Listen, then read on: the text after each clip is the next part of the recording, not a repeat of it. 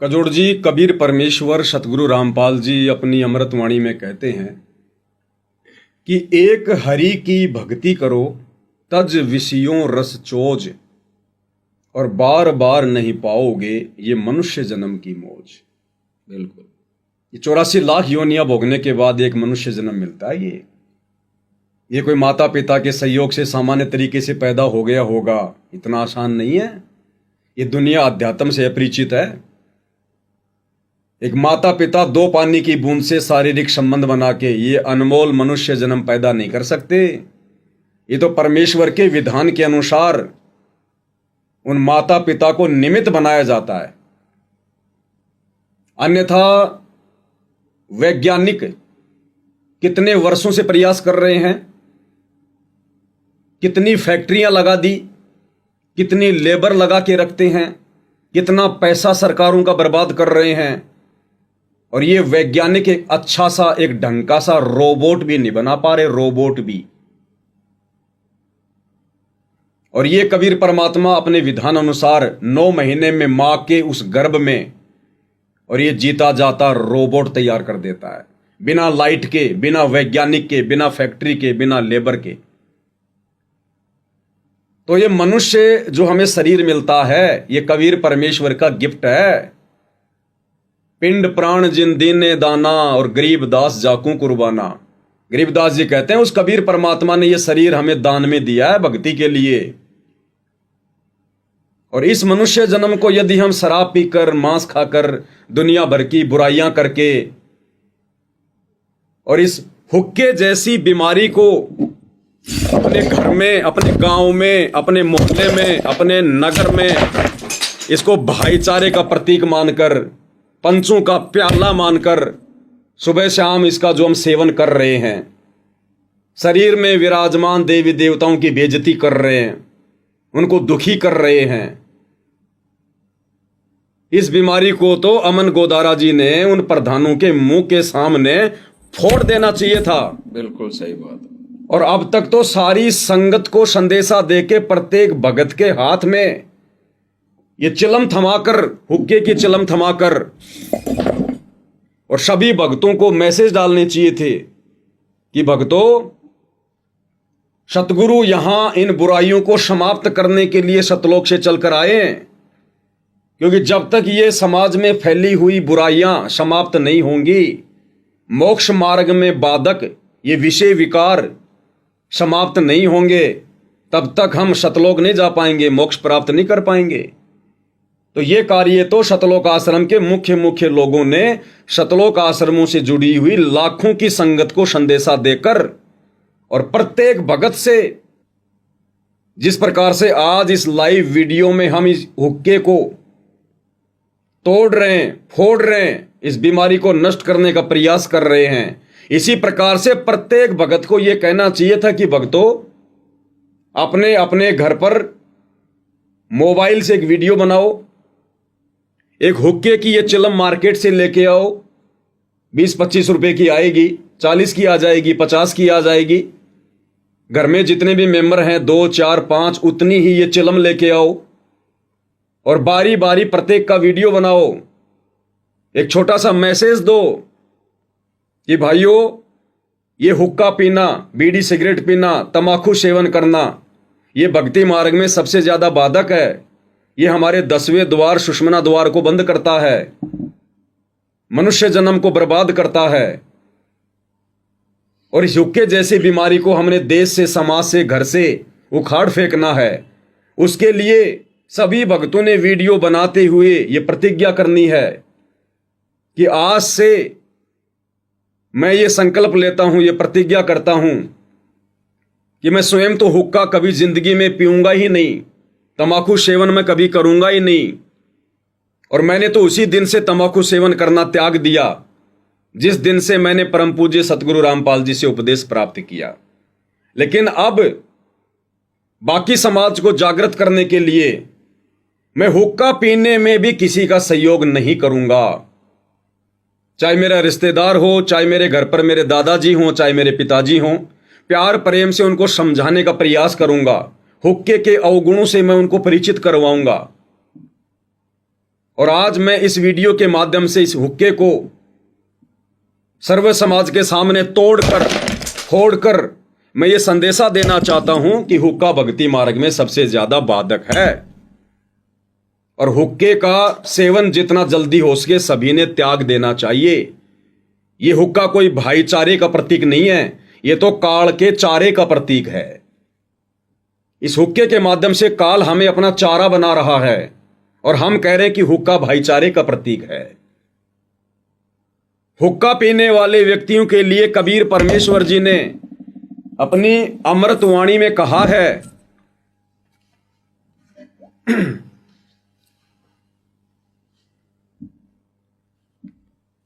हुक्का पीने वालों के लिए कबीर परमेश्वर जी ने अपनी अमृतवाणी में कहा है कि हुक्का हरदम पीवते और लाल मिलावे दूर, भाई इसमें संशय है नहीं, वो जन्म पाछ ले सूर। जो व्यक्ति हरदम हुक्का पीते हैं, बार बार समझाने से भी नहीं मानते हैं, हुक्के जैसी बुराई को नहीं त्यागते हैं, तो कबीर परमेश्वर जी कहते हैं कि वो व्यक्ति सूअर की योनि से आया हुआ है। उसके अंदर मनुष्य जन्म प्राप्त करके भी वही गंदी आदत है। सूअर क्या करता है? गंदगी में नाक रगड़ता रहता है। और जो व्यक्ति हरदम हुक्का पीता है, समझाने से भी नहीं मानता है, इसका मतलब वो व्यक्ति ताजा ताजा सूअर की योनि से आया है और वही गुण उसके अंदर मनुष्य जन्म में भी है। यानी वो व्यक्ति बुराई नहीं त्याग रहा, गंदगी को पीना नहीं त्याग रहा। तो हमने भगत समाज को समझाने की दृष्टि से उनको एक संदेशा देते हुए और इस हुक्के को फोड़ फोड़ के हमने लोगों को यह बताना है, समझाना है कि हुक्का पीने वाला व्यक्ति सूअर की कैटेगरी में होता है। इसलिए हुक्के जैसी बुराई को जितना जल्दी हो सके हमने अपने घर से, अपने गांव से, अपने समाज से तुरंत इसको त्याग देना चाहिए। अन्यथा इस मनुष्य जन्म में यदि हमारा मोक्ष नहीं हुआ, उद्धार नहीं हुआ, तो अगला जन्म हमारा फिर से सूअर का होगा। और उसके लिए सबसे बड़ा कारण क्या होगा? ये हुक्का। इस हुक्के को ना त्यागने के कारण, इस बुराई को ना छोड़ पाने के कारण अनमोल मनुष्य जन्म प्राप्त करने के बाद भी हम फिर से 84 लाख योनियों में ही चले जाते हैं। इसलिए हुक्का सबसे ज्यादा बाधक है। अब हरियाणा के स्टेट कोऑर्डिनेटर अमन गोदारा जी उस कॉन्फ्रेंस में बैठकर हुक्के का समर्थन करते हुए, हुक्का पाड़ व्यक्तियों का समर्थन करते हुए आगे उनकी खुशामदी में क्या कुछ कह रहे हैं, आपको उन्हीं के मुख से सुनाते हैं। अमन गोदारा जी कह रहे हैं कि जितने भी खाप जो ये प्रधान हैं, खाप पंचायत के प्रधान हैं, सरपंच हैं, ये सम्मान के योग्य हैं, मान सम्मान के योग्य हैं। ये अमन गोदारा जी के मुख से सुनिएगा आप जी।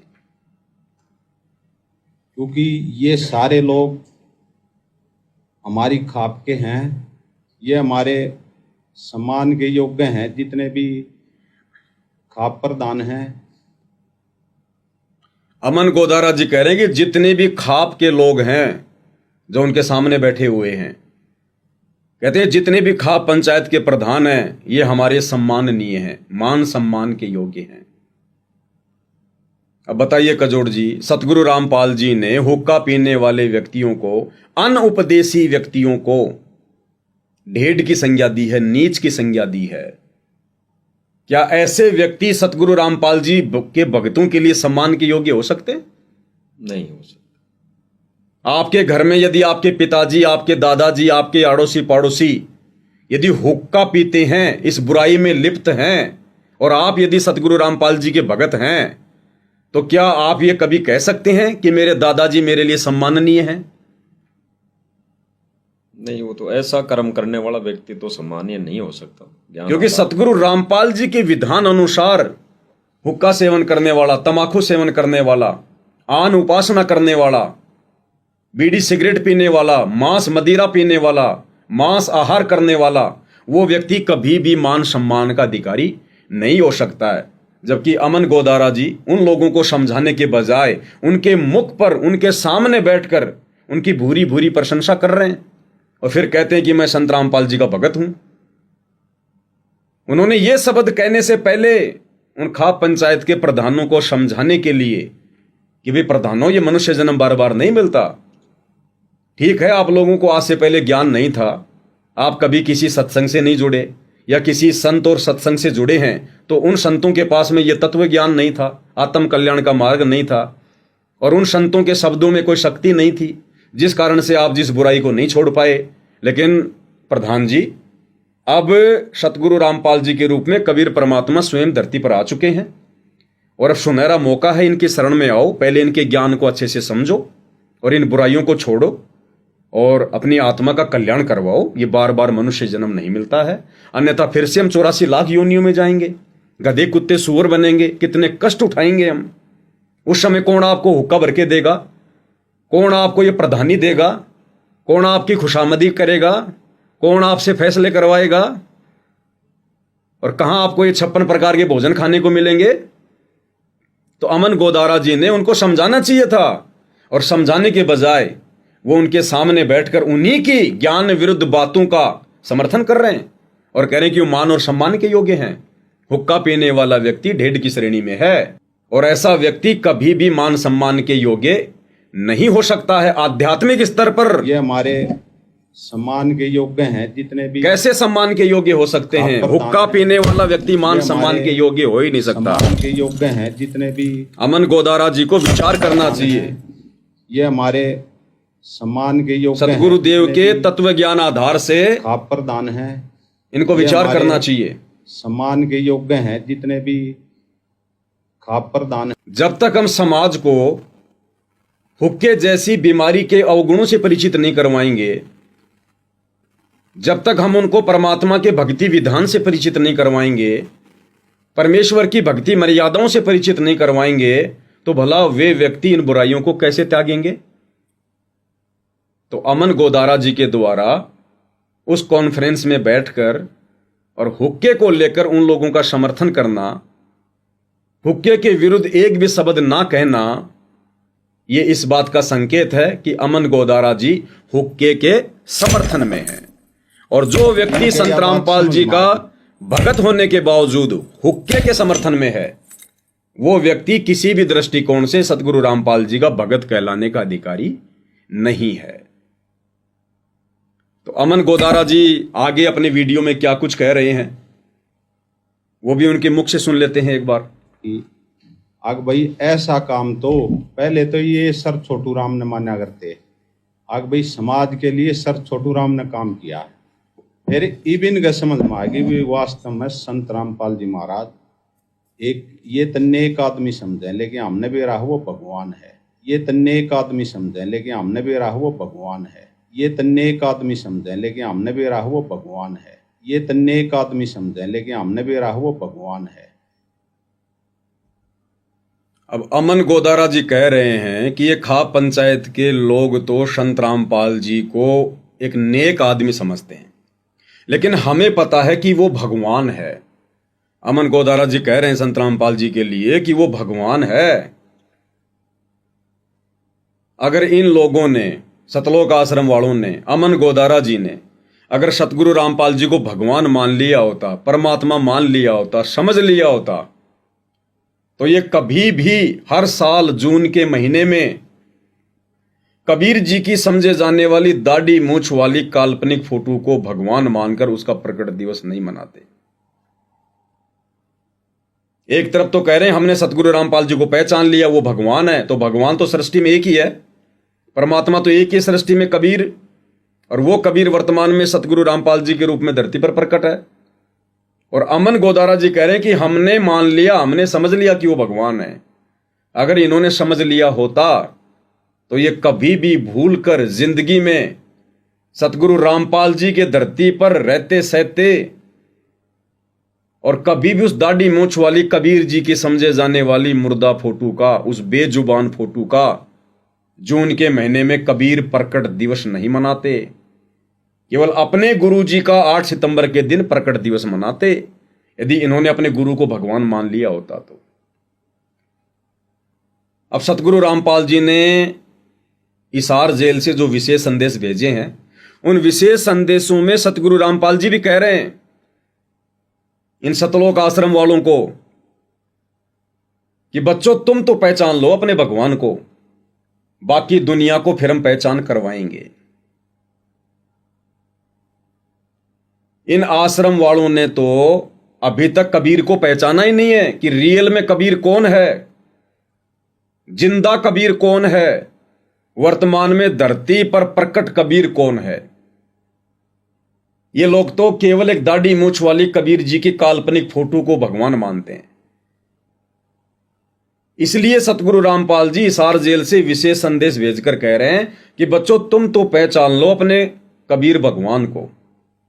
इसका मतलब अभी तक आश्रम वालों ने कबीर जी को नहीं पहचाना है। यहां गुरुदेव अपने लिए संकेत कर रहे हैं, ना कि उस कबीर की दाढ़ी मूंछ वाली फोटो के लिए। अन्यथा कबीर की दाढ़ी मूंछ वाली फोटो को तो पूरे आश्रम वाले भगवान मान रहे हैं। हर साल जून के महीने में उसका कबीर प्रकट दिवस मना रहे हैं, तो वो तो दाढ़ी मूंछ वाली फोटो को तो भगवान मान ही रहे हैं, कबीर मान ही रहे हैं। फिर सतगुरु रामपाल जी वर्तमान में हिसार जेल में बैठकर ये क्यों कह रहे हैं कि बच्चों तुम तो पहचान लो अपने भगवान को।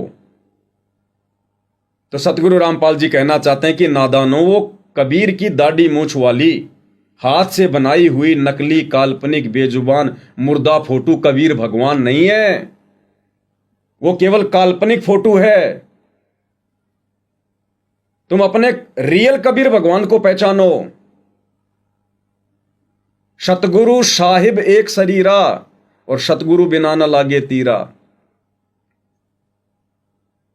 कबीर गुरु गोविंद कर जानियो रहिए शब्द समाए, और मिले तो दंडवत बंदगी नहीं पल पल ध्यान लगाए।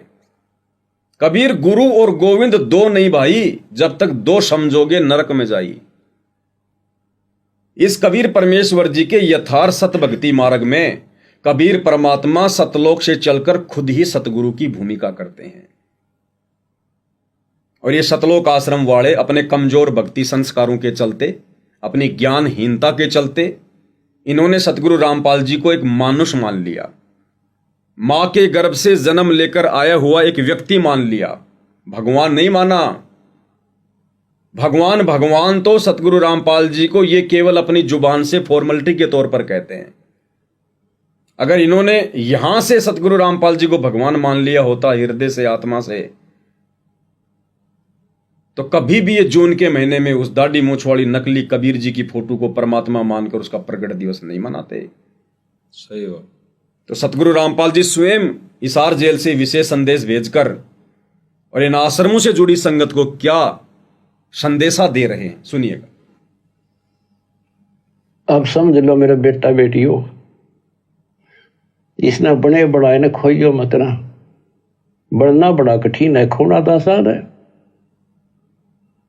और उस धड़ी की कृपा देखो, उस परम पिता की कितने नेक, कितनी प्यारी आत्मा वहां, कहां से अमृत पिला रहा आपको। अपने भगवान ने तुम तो पहचान लो, बाकियों को पहचान हम करावांगे, क्योंकि वो भी उसी के बच्चे। अपने भगवान ने तुम तो पहचान लो, बाकियों को पहचान हम करावांगे, क्योंकि वो भी उसी के बच्चे। अपने भगवान ने तुम तो पहचान लो, बाकियों को पहचान हम करावांगे, क्योंकि वो भी उसी के बच्चे। सब सहयोग दो। क्या कह रहे हैं गुरुदेव भगवान कि अपने भगवान को तुम तो पहचान लो, बाकियों को पहचान फिर हम करवाएंगे।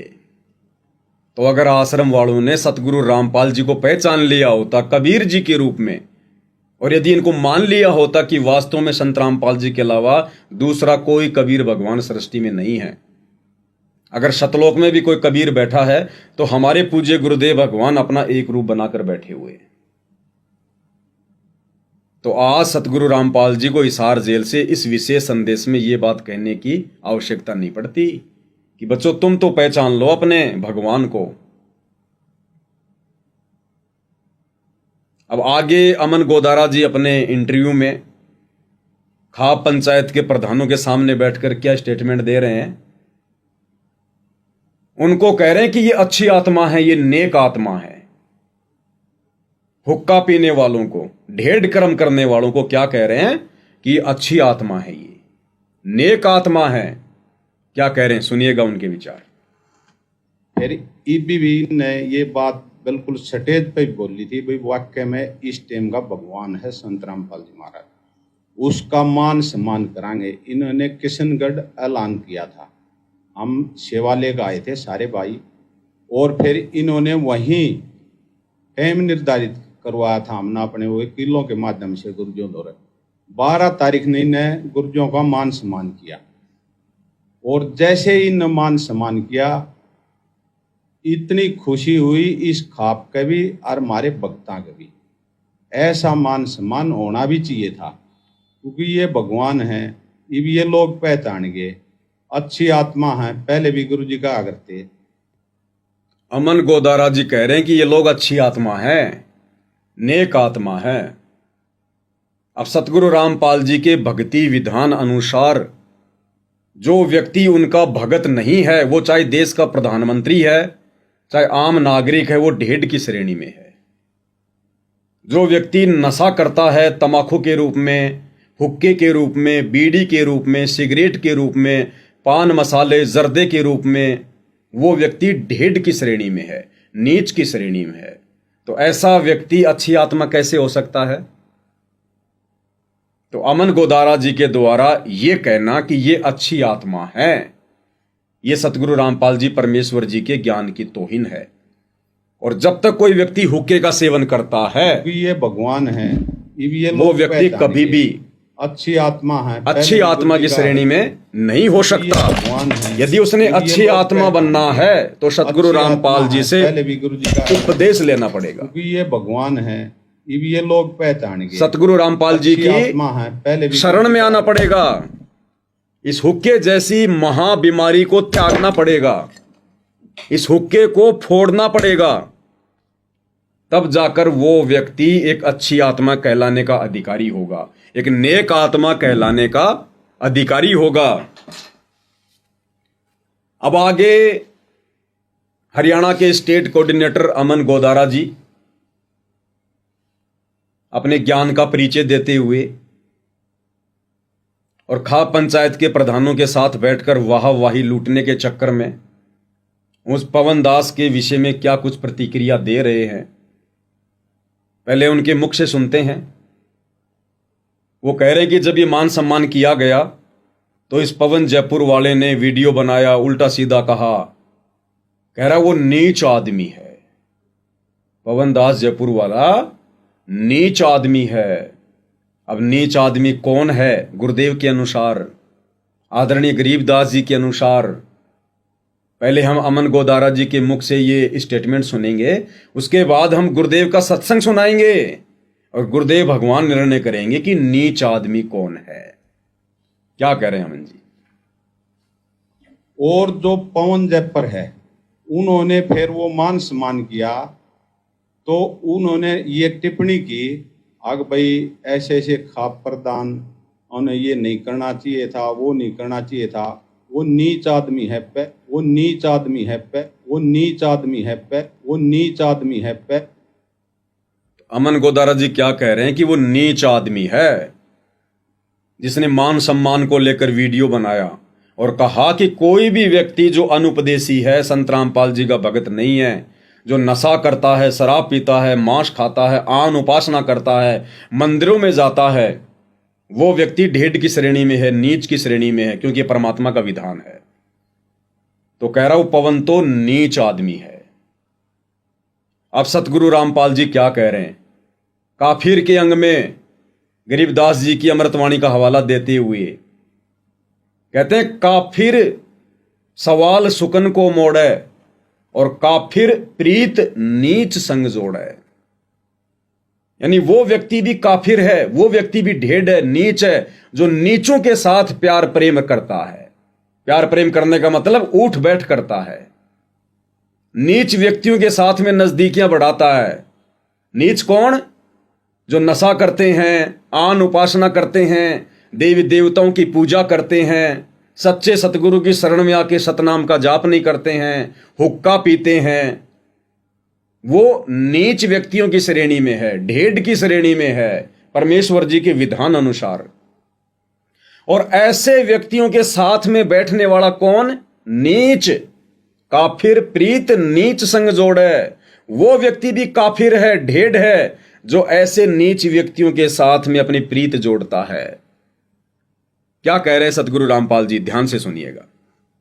काफिर सवाल सुकन को मोड़े, काफिर प्रीत नीच से जोड़े। वो भी काफिर जो किसी ढेढ़ दर बात करे, उसे ढेढ़ आदमी, ढेढ़ भी ये काफिर बता रहे हैं, कोई जाति विशेष नहीं है, तो वो भी काफिर है जो भक्त अपने संत भक्तों को छोड़कर किसी निकम्मे आदमी ते को चोरी ठग जुआरी बकवाद करनिया तो मेल करे, तो वो भी काफिर है।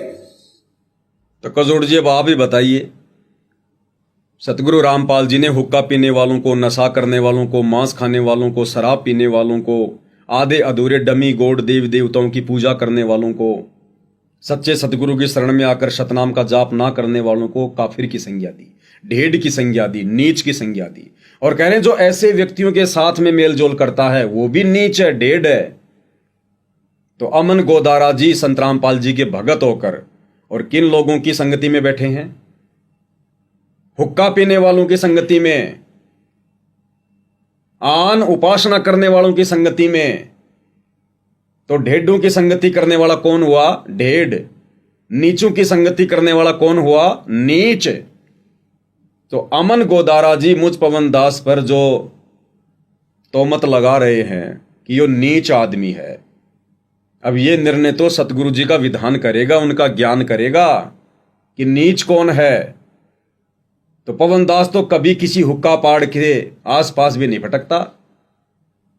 मैं तो किसी हुक्का पाड़ से राम रमी भी नहीं करता, उसके नजदीक होकर भी नहीं गुजरता। ऐसे लोगों से दूर दूर तक मेरी कोई यारी दोस्ती रिश्तेदारी नहीं है जो मेरे परमेश्वर की मर्यादा और विधान के खिलाफ है। तो पवन दास नीच कैसे हो गया, कहां से हो गया? हाँ, नीच व्यक्तियों के साथ में बैठने वाला नीच होता है। तो अमन गोदारा जी स्वयं निर्णय कर लें वो किस कैटेगरी में है। हम तो हर बात का प्रमाण देंगे गुरुदेव भगवान के ज्ञान अनुसार, विधान अनुसार।